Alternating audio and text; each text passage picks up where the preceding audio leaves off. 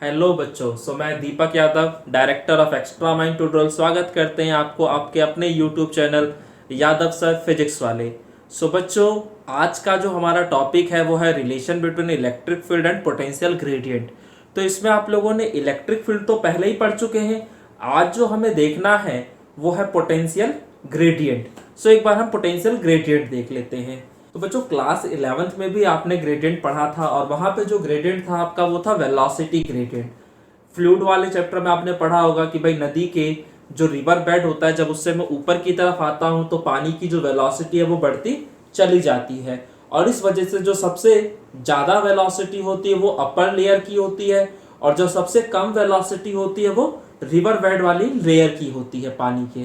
ठीक है, ये बात हमने पढ़ी थी। तो वहां हमने देखा था कि हमारा जो वेलोसिटी था वो डिस्टेंस के साथ चेंज कर रहा था। तो वहां पर जब वेलोसिटी डिस्टेंस के साथ चेंज करता था तो उसे मैं कह देता था वेलोसिटी ग्रेडियंट। सेम ऐसे ही अगर कहीं पे पोटेंशियल आपका डिस्टेंस के साथ चेंज करेगा तो उसे हम कह देंगे पोटेंशियल ग्रेडियंट। आपको बात समझ में आ जानी चाहिए कि जहां भी चेंजेस डिस्टेंस के रेस्पेक्ट में होंगे वहां पे जो वर्ड यूज होगा वो है ग्रेडियंट। ग्रेडियंट वर्ड का मतलब ही होता है वेरिएशन विद डिस्टेंस। अगर वो वेरिएशन वेलोसिटी में है तो उसे वेलोसिटी ग्रेडियंट कह देंगे, अगर वो वेरिएशन पोटेंशियल में है तो उसे हम पोटेंशियल ग्रेडियंट कह देंगे। तो जो भी वेरिएशन होगा उसके हिसाब से आपका ग्रेडियंट हो जाता है, कोई दिक्कत नहीं है। फिलहाल अगर मैं बात करता हूं कि पोटेंशियल ग्रेडियंट को हम लोग रिप्रेजेंट कैसे करते हैं, लिखते कैसे हैं, तो इसका तरीका वही है dv बाई dr। तो यहाँ पे जो v है वो आपके रिप्रेजेंट कर रहा है पोटेंशियल को और r रिप्रेजेंट कर रहा है डिस्टेंस को। तो इसका मतलब क्या होगा, rate of change of potential with respect to distance, यानी वेलोसिटी का डिस्टेंस के साथ चेंज हो जाना इज कॉल्ड पोटेंशियल ग्रेडियंट। तो ये था हमारा पोटेंशियल ग्रेडियंट। अब उसके बाद जो हमारा रियल टॉपिक है relation between electric field and potential gradient, मैं उसको पढ़ने लायक बन चुका हूं। ठीक है, तो एक बार हम अपना टॉपिक देख लेते हैं। तो बच्चों, यहाँ पे हम लोग एक चार्ज कंसीडर कर लेते हैं और मान लेते हैं कि वो जो चार्ज है वो Q है जो कि पॉइंट O पे रखा हुआ है। तो ऑब्वियसली अगर ये चार्ज है तो इसकी वजह से इसके चारों तरफ इलेक्ट्रिक फील्ड होगा, और उस फील्ड के अंदर मैं कोई दो पॉइंट्स कंसीडर कर लेता हूं। मान लेता हूं कि ये पॉइंट A है और ये पॉइंट B है। ठीक है, और ये दोनों पॉइंट्स इतने पास हैं कि यहाँ पे मेरा जो इलेक्ट्रिक फील्ड है उसकी वैल्यू को मैं कांस्टेंट मानकर चल रहा हूं। ठीक है, तो ये जो दोनों पॉइंट्स है बहुत पास के पॉइंट है। भले दिखने में आपको दूर दूर लग रहे होंगे, लेकिन इन दोनों के बीच का जो गैप है वो बहुत कम है, इतना कम कि इलेक्ट्रिक फील्ड की वैल्यू को मैं कांस्टेंट मान सकूं। ठीक है, और मैं यहाँ पे कर क्या रहा हूं, तो एक चार्ज जो एक टेस्ट चार्ज है Q नॉट, उसको पॉइंट A से B तक ले जा रहा हूं। तो अगर मैं चार्ज को यहां से वहां तक ले जा रहा हूं, यानी कि एक एक्सटर्नल एजेंट जो है वो चार्ज को मूव करा रहा है। तो अगर मैं चार्ज को इस पॉइंट से इस पॉइंट तक लेके गया हूं तो ऑब्वियसली इन दोनों पॉइंट्स का अपना कुछ पोटेंशियल होगा। मान लेता हूं कि ये जो पॉइंट A है इसका पोटेंशियल VA है और ये जो पॉइंट B है इसका पोटेंशियल VB है। ठीक है, अब अगर ये दोनों पॉइंट्स बहुत पास हैं तो ऑब्वियसली इन दोनों पोटेंशियल्स के बीच का जो गैप होगा, यानी पोटेंशियल्स का जो डिफरेंस होगा वो भी बहुत स्मॉल होगा। तो मैं यहां मान के चल लेता हूं कि यहां पर इन दोनों पोटेंशियल्स के बीच का जो डिफरेंस है वो क्या है आपका, तो वो है dv। ठीक है, अब इस डेरिवेशन को करने के लिए आप ध्यान रखिएगा, आपको सिर्फ और सिर्फ वर्क डन निकालना है। और वर्क डन निकालने के हमारे पास दो तरीके हैं, एक हम लोगों ने क्लास 11th में पढ़ा था और एक अभी हमने क्लास 12th में पढ़ा। क्लास 11th वाला जो फॉर्मूला था उसमें क्या था, work done is equal to force into displacement. तो एक तो हम वो वाला लगा लेंगे, और दूसरा वर्क डन का फॉर्मूला हमने यहाँ पढ़ा था जो कि पोटेंशियल डिफरेंस के फॉर्मूले में आता था, VB minus VA is equal to WAP by Q naught. तो एक वो वाला फॉर्मूला लगाने, बस ये दोनों फॉर्मूले से आप वर्क डन निकालिए, दोनों को इक्वेट कीजिए, सॉल्व कीजिए, आपका डेरिवेशन कंप्लीट। आपको डेरिवेशन याद करने की जरूरत नहीं है, आप सिर्फ और सिर्फ उसका एल्गोरिथम याद कर लीजिए कि आपका जो फ्लो है उस डेरिवेशन का वो है कैसा। तो यहाँ पे आप ध्यान रखेंगे कि सिर्फ और सिर्फ आपको वर्क डन निकालना है।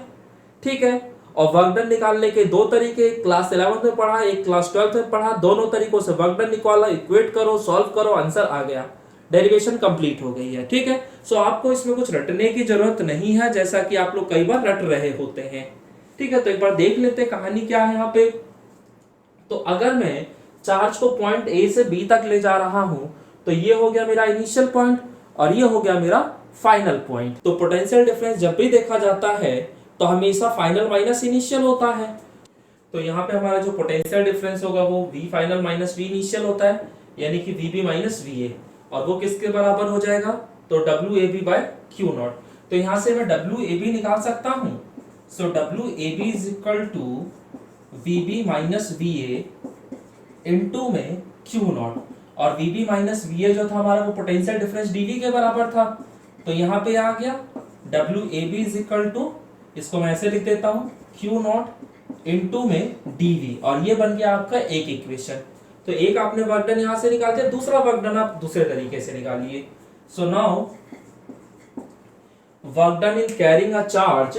अच्छा, यहाँ पे आप एक चीज ध्यान दीजिएगा कि आप जब चार्ज को यहां से वहां तक लेके जा रहे हैं तो आप क्या मान के चल रहे हैं कि आपका जो इलेक्ट्रिक फील्ड है वो कांस्टेंट है, और अगर फील्ड कांस्टेंट है तो चार्ज पर जो फोर्स लगेगा उस फील्ड की वजह से वो फोर्स भी तो कांस्टेंट होगा ना, क्योंकि हमने पढ़ा था formula E is equal to F by Q naught. So F is equal to Q naught into में E। तो सोचो चार्ज तो मेरा कांस्टेंट ही है, ऐसा तो नहीं चार्ज को यहां से यहां तक ले जा रहा हूं, चार्ज की वैल्यू बढ़ या घट रही हो, तो चार्ज तो मेरा कांस्टेंट ही है, और मेरा इलेक्ट्रिक फील्ड मैं कांस्टेंट मान चुका हूं। तो अगर मेरा इलेक्ट्रिक फील्ड कांस्टेंट है तो जो इलेक्ट्रिक फोर्स यहाँ पे लग रहा होगा इस चार्ज पे वो भी कांस्टेंट होगा, लेकिन यहाँ पर जो इलेक्ट्रिक फोर्स है, तो इस पॉजिटिव चार्ज की वजह जो इलेक्ट्रिक फोर्स लगेगा उसकी डायरेक्शन ये हो जाएगी। और सोचो अगर चार्ज पे सिर्फ और सिर्फ इलेक्ट्रिक फोर्स लगेगा तो चार्ज पार्टिकल में क्या आ जाएगा, एक्सेलरेशन आ जाएगा।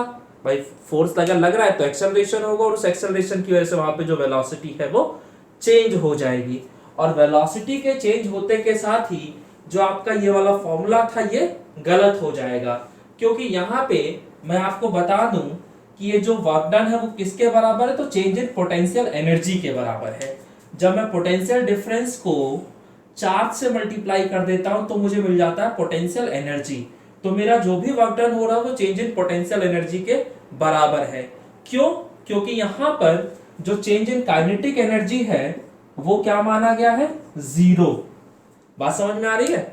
असल में जब वर्क डन होता है तो वहां पे काइनेटिक एनर्जी में भी चेंज आता है और पोटेंशियल एनर्जी में भी चेंज आता है, लेकिन अगर मैं चार्ज को बहुत स्लोली मूव कराता हूं और इतना स्लोली मूव कराता हूं कि उसकी वेलोसिटी कांस्टेंट रहे, यानी कि काइनेटिक एनर्जी कांस्टेंट रहे, तो अगर काइनेटिक एनर्जी कांस्टेंट है तो चेंज इन काइनेटिक एनर्जी क्या हो जाएगा, जीरो, और उस वक्त आपका जो वर्क डन होगा वो चेंज इन पोटेंशियल एनर्जी के बराबर आ जाएगा।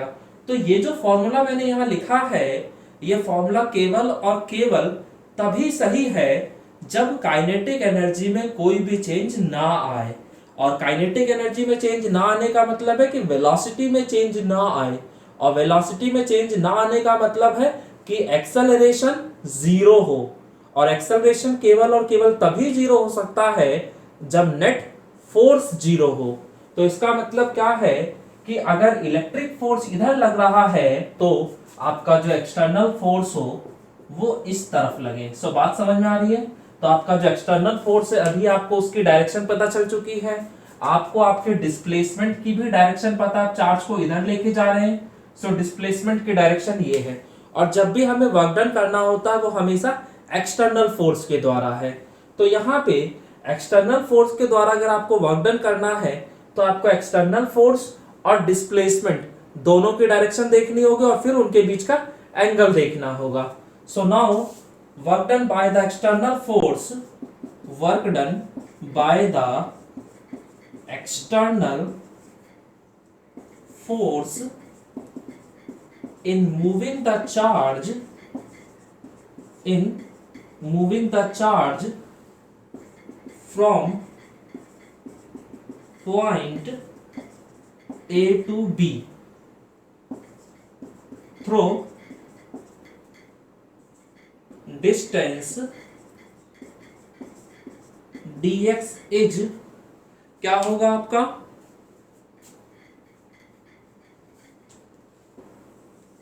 तो डिस्टेंस dx इज WAB। ठीक है, वो वर्क डन हो गया फोर्स इनटू डिस्प्लेसमेंट। तो फोर्स जो है आपका वो एक्सटर्नल फोर्स है, यानी F external vector dot dx vector. अब इसको सिंप्लीफाई करेंगे तो F एक्सटर्नल वेक्टर का मैग्नीट्यूड, dx वेक्टर का मैग्नीट्यूड और उन दोनों के बीच का एंगल। तो इन दोनों की जो डायरेक्शन है, एक्सटर्नल फोर्स की डायरेक्शन और डिस्प्लेसमेंट वेक्टर की डायरेक्शन, दोनों की ही डायरेक्शन अपोजिट है, तो इनके बीच का एंगल हो गया 180 और cos 180 की वैल्यू होती है -1।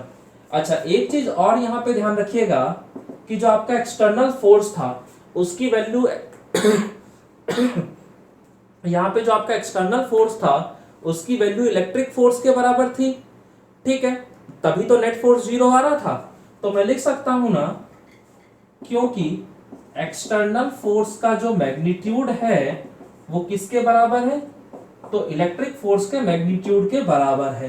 तो इस हिसाब से ये जो आपका वर्क डन वाला फॉर्मूला बन जाएगा वो इसकी जगह मैं ये लिख सकता हूं, सो FE वेक्टर का मैग्नीट्यूड, dx वेक्टर का मैग्नीट्यूड और cos 180 की वैल्यू -1।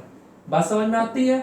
और आपको ये भी पता होगा कि किसी भी वेक्टर का जो मैग्नीट्यूड होता है उसको मैं नॉर्मल करके भी लिख सकता हूं, क्योंकि उसका जो मैग्नीट्यूड होता है वो उसके स्केलर पार्ट को बता रहा है, और जहां स्केलर है वहां एरो की तो जरूरत नहीं है, तो इसीलिए हम एरो हटा देते हैं। तो यहाँ पे आ जाएगा FE dx और -1 मैंने लगा दिया आगे, तो ये आ गया WAB। अच्छा, FE की जगह मैं क्या लिख सकता हूं, तो FE की जगह लिखा जा सकता है Q0E, तो मैंने यहां लिख दिया Q0E इनटू में dx विद नेगेटिव साइन। तो ये निकल गया हमारा दूसरा इक्वेशन। अब बस करना क्या है, मैंने यही तो बोला था आपको कि आप दोनों तरीकों से वर्क डन निकालिए, उन्हें इक्वेट कीजिए, सॉल्व कीजिए, आपका आंसर आ जाएगा। तो बस करना क्या है, दोनों इक्वेशंस को इक्वेट कर दो। So on equating equation first and second, on equating equation first and second, तो इन दोनों इक्वेशंस को इक्वेट करने पर हमें क्या मिलेगा, सो वी गेट, तो इन दोनों इक्वेशंस को इक्वेट करने पर हमें क्या मिलेगा, सो वी गेट माइनस का Q0 E इंटू में dx is equal to Q0 into में dv। ये दिख रहा है, एक बार देख लो कैमरे में दिख रहा है कि नहीं दिख रहा है।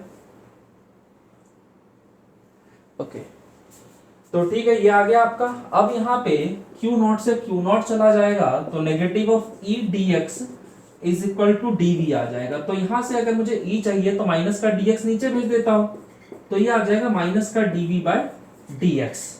ठीक है, तो ये आ गया इलेक्ट्रिक फील्ड और पोटेंशियल ग्रेडियंट के बीच का रिलेशन। और यहाँ पर ये जो नेगेटिव साइन है वो इस चीज को रिप्रेजेंट करता है कि इलेक्ट्रिक फील्ड के डायरेक्शन के अलोंग आपका पोटेंशियल हमेशा डिक्रीज करता है। तो आप देख सकते हैं कि ये जो पॉजिटिव चार्ज है इसकी वजह से अगर इलेक्ट्रिक फील्ड की डायरेक्शन देखी जाए तो इलेक्ट्रिक फील्ड की डायरेक्शन ये होगी, तो यानी कि अगर मैं इस डायरेक्शन में जाऊंगा तो मेरा पोटेंशियल का वैल्यू कम होता चला जाएगा। तो यही चीज यहां पर ये जो नेगेटिव साइन है वो रिप्रेजेंट कर रहा है। ठीक है, तो मैं इस चीज को लिख देता हूं कि हियर द नेगेटिव साइन। तो बच्चों यहाँ पर ये वाला पॉइंट हमेशा ध्यान रखना कि जो नेगेटिव साइन है वो क्या रिप्रेजेंट करता है, क्योंकि ये बहुत इंपॉर्टेंट पॉइंट है, क्योंकि इस पॉइंट का अगर आपको ध्यान रहेगा तो आप बहुत सारी चीजें अपने आप से कर पाएंगे। तो यहाँ पर जो नेगेटिव साइन है वो क्या बताता है कि फील्ड के डायरेक्शन के अलोंग हमेशा पोटेंशियल डिक्रीज करेगा। ठीक है बच्चों, तो ये हो गया हमारा टॉपिक इलेक्ट्रिक फील्ड और पोटेंशियल ग्रेडियंट के बीच का रिलेशन। अब इस पे बेस्ड हम कुछ क्वेश्चंस देख लेंगे कि इन पे बेस्ड क्वेश्चंस कैसे कैसे आते हैं आपके पेपर्स में। ठीक है, चलिए। तो बच्चों यहाँ पर जो हमारा क्वेश्चन है उसमें इलेक्ट्रिक फील्ड आपको दे रखा है और आपसे बोला जा रहा है कि पोटेंशियल डिफरेंस निकालिए ए और बी पॉइंट्स के बीच में, कि इन दोनों पॉइंट्स के बीच पोटेंशियल डिफरेंस होगा क्या। तो यहाँ पर भी पोटेंशियल डिफरेंस और इलेक्ट्रिक फील्ड का रिलेशन यानी कि वही E equal to negative dv by dr वाला फॉर्मूला लग जाएगा। और मैं बता दूं कि ये जो E equal to negative dv by dr वाला फॉर्मूला होता है, जब आपको पोटेंशियल डिफरेंस पूछा जाता है तो वहां पर जो हम फॉर्मूला लगाते हैं वो फॉर्मूला हो जाता है V B minus V A is equal to negative of E vector dot d r vector from A to B. तो हमारा जब पोटेंशियल डिफरेंस पूछा जाएगा तो हमेशा ये वाला फॉर्मूला लगता है। ये फॉर्मूला आया कहाँ से वो मैं आपको बता देता हूँ। तो वो जो फॉर्मूला आया है आपका वो पोटेंशियल ग्रेडियंट वाले फॉर्मूले से ही निकल के आया है। तो E is equal to negative of dv by d r होता था ना, तो इस dr को अगर इधर भेज दोगे तो E dr इस नेगेटिव साइन के साथ, तो negative of E dr is equal to dv आ गया। अब यहाँ पे अगर आप दोनों तरफ इंटीग्रेशन कर देते हैं तो negative of E dr is equal to integration of dv आ जाएगा। ठीक है, अब इसी में जब हम इंटीग्रेशन a से b तक करेंगे तो dv का आ जाएगा v, और लिमिट्स लग गई a से लेकर b तक, यानी जो पोटेंशियल देखना है वो a से b तक का देखना है। तो यहाँ पे आ जाएगा vb माइनस va, और यहाँ पे ये जो एंगल के अगर मैं वेक्टर फॉर्म में लिखना चाहूं तो इसे मुझे लिखना पड़ेगा e vector dot d r vector.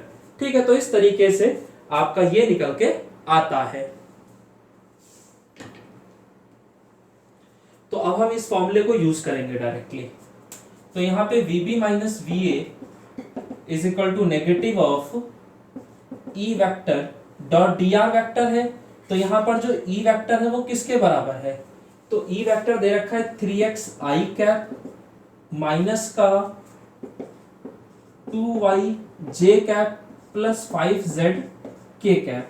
तो ये तो हो गया हमारा ई वेक्टर। अब डी आर वेक्टर जो है, देखो अगर electric field x y z तीनों के टर्म्स में लिखी हुई है तो यहाँ पर जो डी आर वेक्टर होगा इसे भी मुझे एक्स वाई जेड तीनों के टर्म्स में लिखना पड़ेगा। यानी कि डी आर वेक्टर को मैं लिख दूंगा डी एक्स आई कैप प्लस डी वाई जे कैप प्लस डी जेड के कैप। ठीक है, तो अब इस तरीके से हम कर देंगे, और यहाँ पे इंटीग्रेशन a से लेकर b तक आ रहा है। तो नेगेटिव ऑफ, अब पहले तो हमें डॉट प्रोडक्ट करना होगा, उसके बाद ही तो हम इंटीग्रेशन कर पाएंगे। तो आप लोगों ने ये पढ़ा होगा कि a vector dot b vector is equal to a b cos theta. ठीक है, तो यहाँ पर जो थीटा था वो a वेक्टर और b वेक्टर के बीच का एंगल था, और यहाँ पे a और b जो था वो a वेक्टर और b वेक्टर के मैग्नीट्यूड को रिप्रेजेंट करता था। ठीक है, ऐसे अगर कोई पूछ ले कि i cap dot j cap क्या होगा, तो यहाँ पे भी सेम तरीका, i कैप का मैग्नीट्यूड, j कैप का मैग्नीट्यूड और cos थीटा। तो थीटा बोला जाए तो i कैप और j कैप के बीच का एंगल, तो भाई i कैप और j कैप के बीच का एंगल कितना होता है, तो 90 डिग्री, क्योंकि आपने पढ़ा था ना ये x एक्सिस, ये y एक्सिस और z एक्सिस। तो पॉजिटिव x एक्सिस को रिप्रेजेंट करने के लिए i cap, positive y axis को रिप्रेजेंट करने के लिए j कैप, और पॉजिटिव z एक्सिस को रिप्रेजेंट करने के लिए k कैप। तो यहाँ पे i और j के बीच का एंगल कितना हो गया, 90। तो यहाँ पे हम लिख देंगे cos 90 डिग्री, और i कैप का यहाँ पे मैग्नीट्यूड क्या होगा, तो भाई i कैप क्या यूनिट वेक्टर ही तो है, तो किसी भी यूनिट वेक्टर का मैग्नीट्यूड हमेशा 1 होता है, चाहे कोई सा भी यूनिट वेक्टर हो मैग्नीट्यूड उसका हमेशा 1 आता है। तो यहाँ पे j कैप है तो उसका भी मैग्नीट्यूड 1 होगा, और cos 90 की वैल्यू 0, यानी कि i dot j is equal to 0। तो खेल समझ में आता है, a vector dot b vector a भी cos थीटा होता है, तो वैसे ही i डॉट j हो जाएगा i कैप का मैग्नीट्यूड, j कैप का मैग्नीट्यूड और cos थीटा। तो i और j का मैग्नीट्यूड तो 1 1 है, और थीटा की जगह यहाँ 90 आ जाएगा, क्योंकि दोनों के बीच का एंगल 90, और cos 90 की वैल्यू 0 होता है, तो उसके हिसाब से ये निकल के आ गया। तो यहाँ से आप एक पॉइंट ध्यान रखिएगा कि डिफरेंट यूनिट वेक्टर्स का डॉट प्रोडक्ट हमेशा 0 होता है, और सिमिलर यूनिट वेक्टर्स का डॉट प्रोडक्ट हमेशा 1 होता है। तो अगर डिफरेंट वालों का 0 होता है तो मैं डिफरेंट वालों का करूंगा ही क्यों, मैं तो सिमिलर वालों का करूंगा। यानी कि मैं i वाले का सिर्फ i वाले के साथ करूंगा, j वाले का सिर्फ j वाले के, और z वाले का z वाले के। ठीक है, अगर i का मैं j के साथ करूंगा तो डॉट प्रोडक्ट उनका हमेशा 0 आएगा, तो मैं फायदा नहीं है करके कुछ भी। तो यहां से आपका vb माइनस va निकल के आ जाएगा integration of 3x i cap का i कैप से किया तो 1 हो गया, और 3x का dx से करोगे तो यहाँ पे 3x dx आ जाएगा। ठीक है, फिर उसके बाद माइनस का 2y, और इस 2y का अगर मैं dy से करूंगा तो 2y dy आ जाएगा, और j का j से करूंगा तो 1 हो जाएगा। ऐसे ही 5z को अगर आप dz से करोगे तो प्लस का 5z dz आ जाएगा, और k कैप का k कैप से करोगे तो 1 आ जाएगा। ये आ गया, और इंटीग्रेशन आपका a से b तक है। तो अगर मैं चाहूं तो इसको सेपरेट करके लिख सकता हूं, यानी कि कुछ इस तरीके से, integration of 3x dx from a to b minus का इंटीग्रेशन ऑफ 2y dy, यहाँ भी a से b तक है, और यहाँ पे भी 5z dz, और यहाँ पे भी a से b तक है। अब देखो, अगर मैं a से b तक की बात करता हूं तो x कोऑर्डिनेट के टर्म्स में a का मतलब 1 है और b का मतलब 3 है, यानी x का जो इंटीग्रेशन होगा वो 1 से लेकर 3 तक होगा। तो मैं यहाँ पे a की जगह 1 और b की जगह 3 लिख दूंगा। y एक्सिस के टर्म से बात करूं तो a का मतलब 3 है और b का मतलब 2 है। तो यहाँ पे हमारा क्या हो जाएगा, 3 से लेकर और 2 तक, z एक्सिस के अलोंग 5 से लेकर 7 तक। तो यहाँ पे लिख दिया जाएगा 5 और यहाँ पे लिख दिया जाएगा 7। बस खेल खत्म। इंटीग्रेशन आप लोग को पता ही होगा कि कांस्टेंट और वेरिएबल जब भी हो तो कांस्टेंट हमेशा बाहर चला जाता है और वेरिएबल का इंटीग्रेशन हो जाता है। और इंटीग्रेशन का जो बेसिक फॉर्मूला था वो क्या था, तो इंटीग्रेशन ऑफ x की power n dx is equal to x की पावर n+1 बटे में n+1। तो यहाँ n की जगह 1 है तो x की पावर 1+1 बटे में 1+1, यानी कि x² आ जाएगा। तो 3 तो चला गया आपका बाहर, और x dx का अगर आप इंटीग्रेशन करते हैं तो आपका x² आ जाता है, स्क्वायर ब्रैकेट, लोअर लिमिट नीचे और अपर लिमिट ऊपर। ठीक है, ऐसे यहाँ पे 2y dy है तो 2 आपका कांस्टेंट है तो वो बाहर चला जाएगा। y का इंटीग्रेशन dy के रिस्पेक्ट में करोगे तो y² आ जाएगा। ऐसे यहाँ पे भी x² आना चाहिए था। ठीक है, और यहाँ पे भी जो लिमिट्स हैं आपकी वो 3 से लेकर 2 तक है। फिर उसके बाद 5z में 5 कांस्टेंट है, बाहर चला जाएगा। z का आप इंटीग्रेशन करोगे तो z² आ जाएगा। लिमिट्स लगेगी कहां से कहां तक, तो 5 से लेकर और 7 तक, तो 3। अब देखो जो वैल्यूज पुट होनी है वो तो x में पुट होनी है, तो 2 का तो कोई रोल है नहीं, तो इस 2 को मैं निकाल देता हूं बाहर। तो 3/2 और x² लिमिट्स आपका 1 से लेकर 3 तक। ऐसे यहां पर भी जो लिमिट्स पुट होनी है वो तो y में पुट होनी है, 2 का कोई रोल नहीं है, तो 2 को बाहर निकाल दो तो बन जाएगा y² और उसकी पावर लिमिट्स आपका 3 से लेकर 2 तक। ऐसे यहां पर भी 2 आपका बाहर चला जाएगा, बचेगा z² और उसकी लिमिट्स हो गई 5 से लेकर 7 तक, तो 3/2। अब x की जगह अपर लिमिट आ जाएगा 3 और लोअर लिमिट आ जाएगा 1, तो upper limit minus lower limit. ठीक है, और यहाँ पे y की जगह 2 रख दोगे तो 2 का स्क्वायर माइनस 3 का स्क्वायर प्लस 5/2 पहले से लिखा हुआ था। z की जगह अपर लिमिट रखो यानी 7 का स्क्वायर माइनस लोअर लिमिट रखो यानी 5 का स्क्वायर। अब इसे आप सिंप्लीफाई कर लेंगे, जो भी आपका मैथमेटिकल कैलकुलेशन आएगी उससे आपको va या फिर vb माइनस va मिलके आ जाएगा। सो बच्चों ये था हमारा पहला क्वेश्चन। तो आप देख रहे हैं इस क्वेश्चन को करने से पहले आपको कितने सारे कंसेप्ट थे जिनकी जरूरत पड़ रही थी।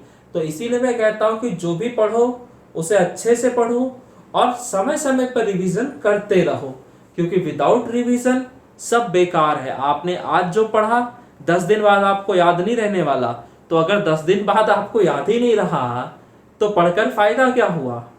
तो इससे तो बढ़िया वो बच्चा था जो आप जहां पढ़ रहे थे वहां पबजी खेल रहा था, कम से उसने मजा तो लिया था। आप तो यहाँ सजा भुगत रहे हैं और सजा को भुगतने के बाद भी आपको कुछ बेनिफिट नहीं हुआ।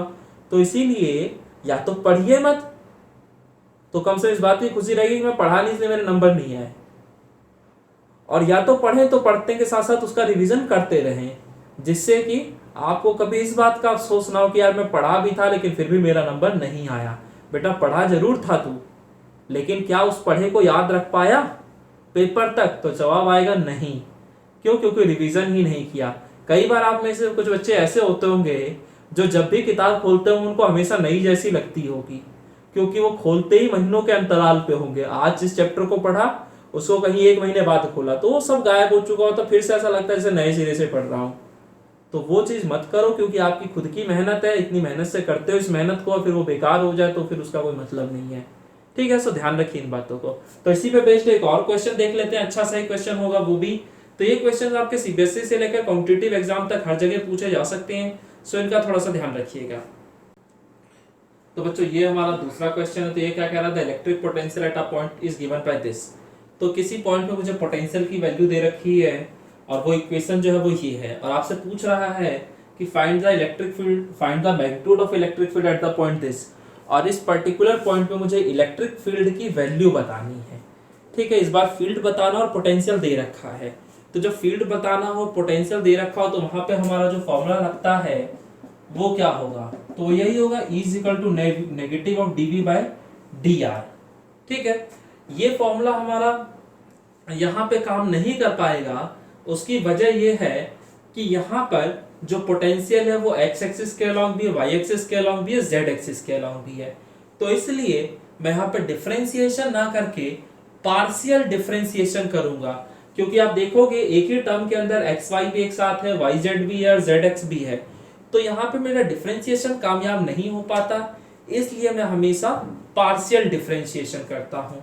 इसलिए मैं यहाँ dv बाय dr ना लिख के क्या लिखूंगा, negative of del v by del x। ठीक है, ये आपका डेल का सिंबल होता है, इसका थोड़ा सा ध्यान रखिएगा। Is equal to negative del v by del x। तो negative of del by del x, और v जो है वो आपका ये लिखा हुआ था पूरा का पूरा, तो मैं भी समझा दूंगा कि इसमें होता क्या है। तो 3x square y plus 5y square z plus का 7z स्क्वायर x। ठीक है, अब यहाँ पे अगर आप इस टर्म का डिफरेंशिएशन करने जा रहे हैं, तो इसमें अगर आप x के रेस्पेक्ट में पार्शियल डिफरेंशिएशन कर रहे हैं तो सिर्फ x ही आपका वेरिएबल होगा, उसके अलावा जितनी भी चीजें होंगी वो सभी की सभी चीजें कांस्टेंट होंगी।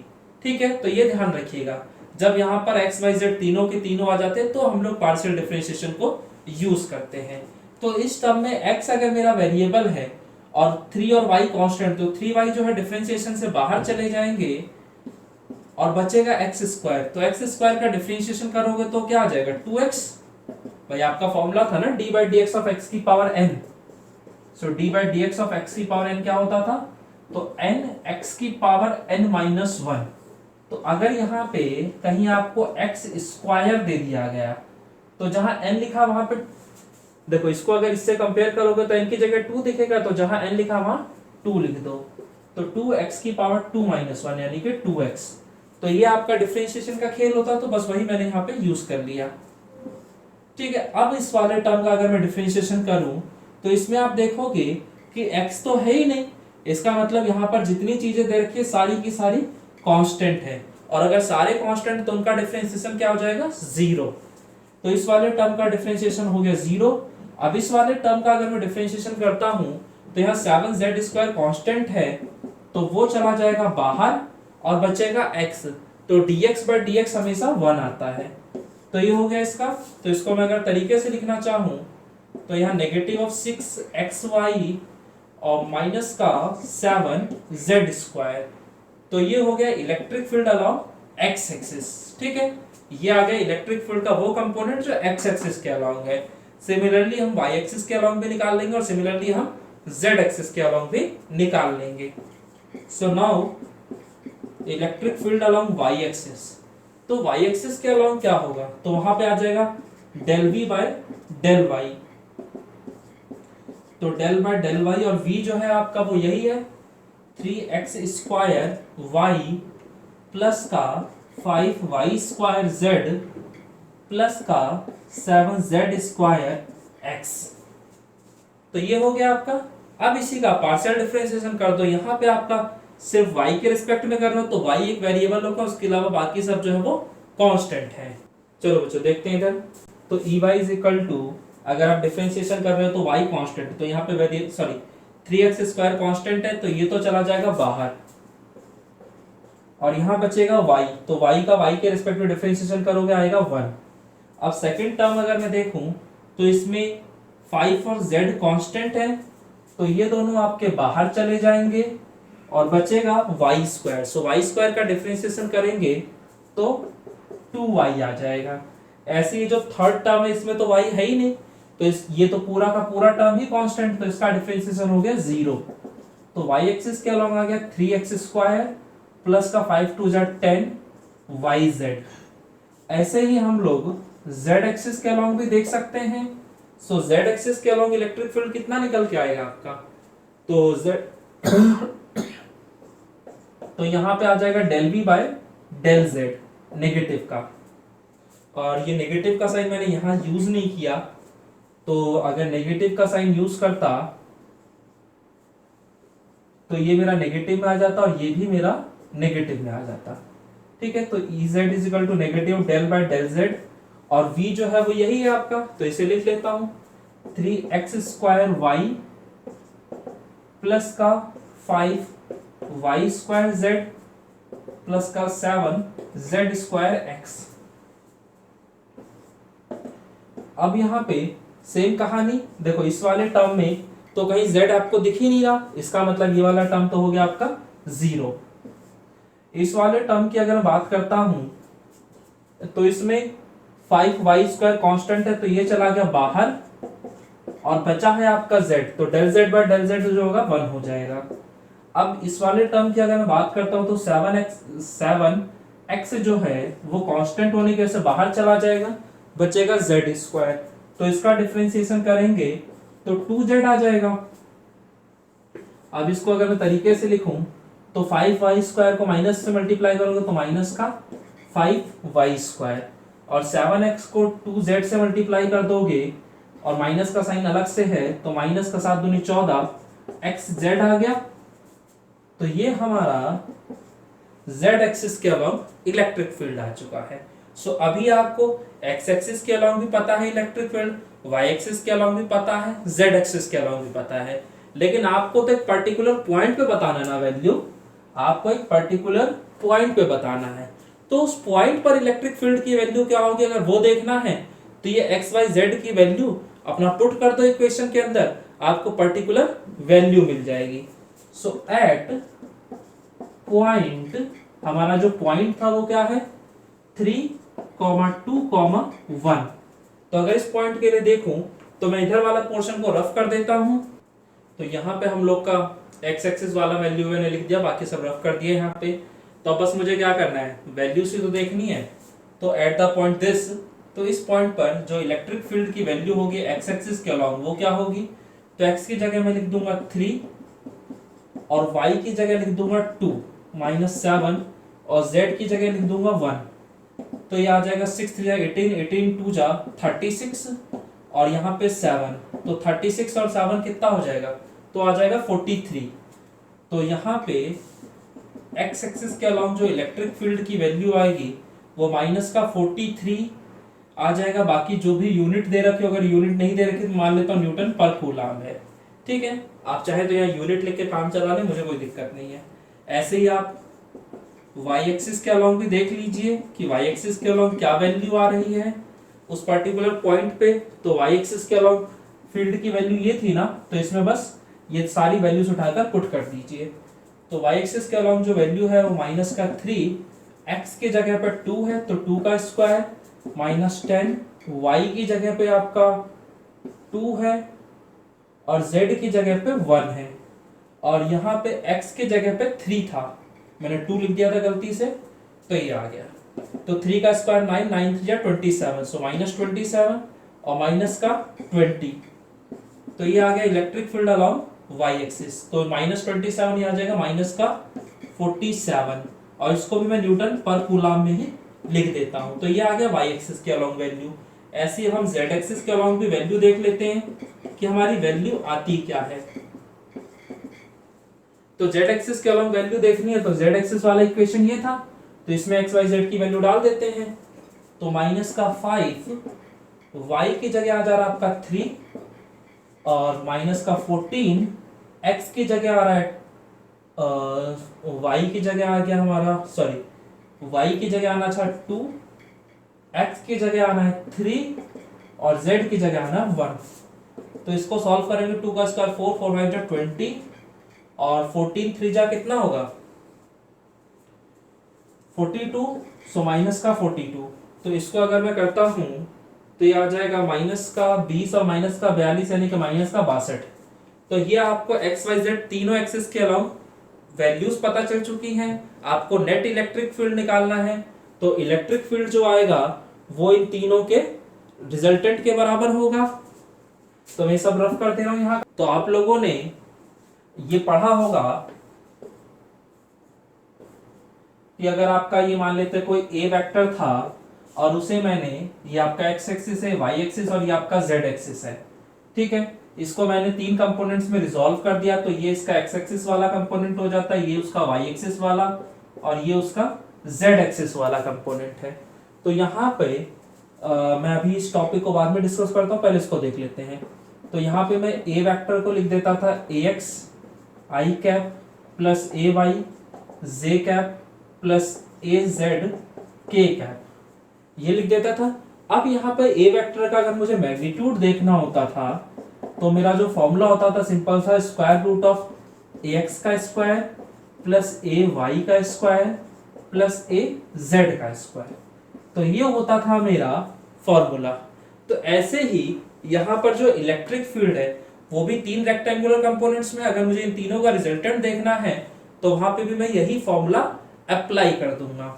तो यहाँ पे जो आपका ई आएगा वो square root of E x का स्क्वायर प्लस ई वाई का स्क्वायर प्लस ई जेड का स्क्वायर।